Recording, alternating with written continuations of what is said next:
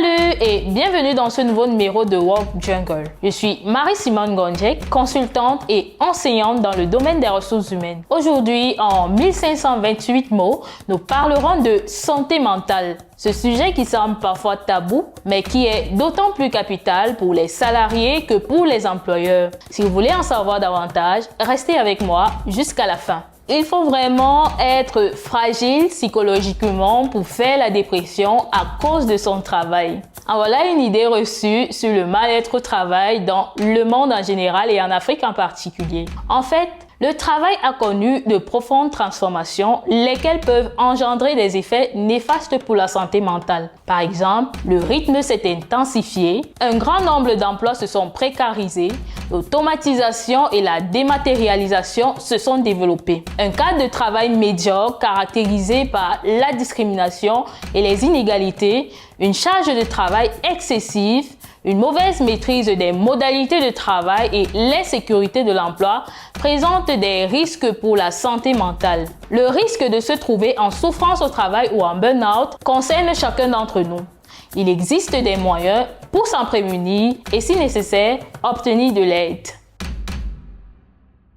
Il est primordial de prendre la santé mentale au sérieux en entreprise car elle impacte directement la productivité et la performance des équipes, renforçant par là même la compétitivité de l'entreprise. En effet, un collaborateur qui est épanoui et heureux d'aller au travaille bien plus efficacement. Il est plus impliqué, plus créatif et ainsi plus productif. Par ailleurs, une bonne santé mentale et un bien-être en entreprise favorisent une bonne ambiance de travail, des dialogues constructifs et une communication de qualité. A contrario, lorsqu'une personne vit une situation de souffrance au travail, cela a des répercussions négatives sur toute l'équipe et sur l'organisation de l'entreprise. Par exemple, une surcharge de travail, la détérioration du climat dans l'entreprise ou l'établissement, une baisse de la performance de l'entreprise, c'est-à-dire de sa capacité à atteindre ses objectifs, une augmentation de stress et la démotivation.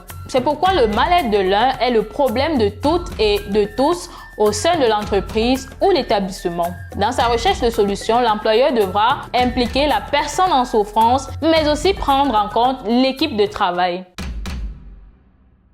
Plus généralement, de mauvaises conditions de travail peuvent entraîner les problèmes de santé mentale ou aggraver des troubles psychiques existants. Les situations qui surviennent au travail et qui mettent en danger notre santé mentale sont regroupées sous le terme de risques psychosociaux. Ceci inclut le stress, le harcèlement moral ou sexuel, les conflits entre les personnes ou les équipes, les violences de genre, insultes, menaces, agressions commises par les personnes externes au travail, par exemple, les clients et enfin le burn-out.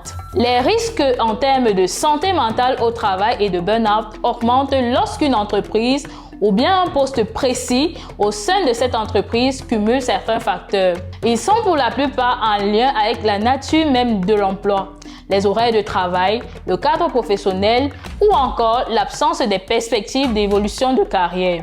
On peut les regrouper en 6 grandes catégories, à savoir les exigences émotionnelles, telles que la demande explicite de cacher ses émotions, les tensions avec un public spécifique. Nous avons aussi le manque de confiance et d'autonomie à travers des compétences non exploitées ou sous-utilisées ou encore peu de souplesse dans les procédures. On peut aussi noter un temps de travail trop intense, rendant l'équilibre vie professionnelle-vie personnelle difficile. Il y a aussi les conflits de valeurs comme les conflits de nature éthique. Nous notons en plus des rapports sociaux de travail détériorés à cause des conflits entre collaborateurs, de manque de moyens d'accomplir efficacement ces tâches. Pour finir, nous avons l'insécurité sur l'emploi à long terme, c'est-à-dire la peur de perdre son travail dans le futur, les craintes liées à l'avenir de son métier et j'en passe.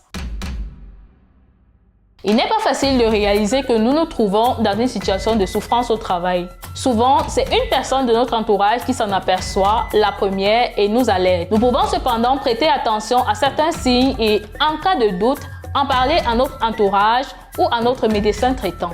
Il est temps d'agir si vous êtes sur le qui-vive à votre travail pour faire toujours de votre mieux. Au fil du temps, vous ne prenez plus le temps de déjeuner, vous partez de plus en plus tard le soir. Le jour au travail, vous pensez sans pouvoir vous en empêcher aux critiques sur votre travail.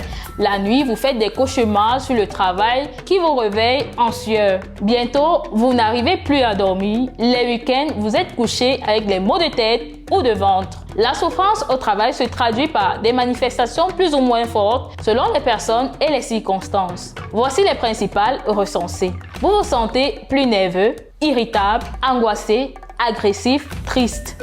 Vous pleurez souvent, vous repliez sur vous-même, vous avez du mal à coopérer. Vous vous sentez moins efficace dans votre travail, vous avez du mal à vous concentrer, vous commettez des erreurs et des oublis. Vous avez des petits soucis de santé, des maux de tête, des douleurs musculaires ou articulaires, des insomnies, des palpitations. Vous ressentez le besoin de consommer des produits ou des médicaments pour tenir le coup, par exemple du café, du tabac, de l'alcool, de la drogue, des somnifères.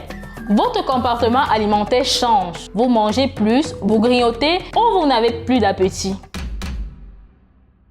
Comme le dispose le Code du travail, une obligation globale de sécurité incombe à l'employeur. Il doit en effet adopter des mesures nécessaires pour assurer la sécurité et protéger la santé physique et mentale des travailleurs. L'entreprise a d'ailleurs une obligation de résultat. Elle ne doit pas seulement rechercher la conformité réglementaire, mais bien garantir réellement la santé et la sécurité de ses salariés. De plus, au-delà des dispositions du Code du travail, l'employeur est tenu de respecter les principes des 2 accords nationaux interprofessionnels sur le stress au travail, le harcèlement moral et la violence au travail. L'employeur se doit d'assurer la santé mentale des salariés. L'OMS recommande d'agir sur des éléments déterminants de cette santé mentale tels que le niveau de vie, les conditions de travail, la lutte contre les stigmatisations et la discrimination. Par ailleurs, chaque employeur est dans l'obligation de veiller à la santé de ses équipes en mettant en place des actions de prévention des risques professionnels tels que des risques psychosociaux comme la surcharge de travail ou des agressions internes et externes. Des démarches d'information et de formation auprès des nouveaux talents recrutés, des collaborateurs qui changent de poste, des travailleurs temporaires ainsi que des collaborateurs qui reprennent le travail après avoir été examinés par le médecin du travail. Une organisation et des moyens adaptés à chaque situation comme le fait de modifier les horaires de travail en cas de canicule. Une évaluation des risques dans l'entreprise, le danger d'une méthode de travail associée à un salarié par exemple, intégré dans le document unique d'évaluation des risques, obligation pour toutes les entreprises. L'employeur qui ne respecte pas cette obligation légale et éthique en matière de santé des salariés s'expose à des sanctions civiles et ou des sanctions pénales et administratives. Au travail, notre bien-être dépend de nombreux facteurs sur lesquels nous n'avons pas le pouvoir d'agir directement. Par exemple, la situation financière de l'entreprise qui nous emploie, les conditions de travail ou l'ambiance générale. Cependant, il existe des moyens d'agir au quotidien pour préserver notre santé mentale. En voici quelques-uns. Faire des courtes pauses de façon régulière.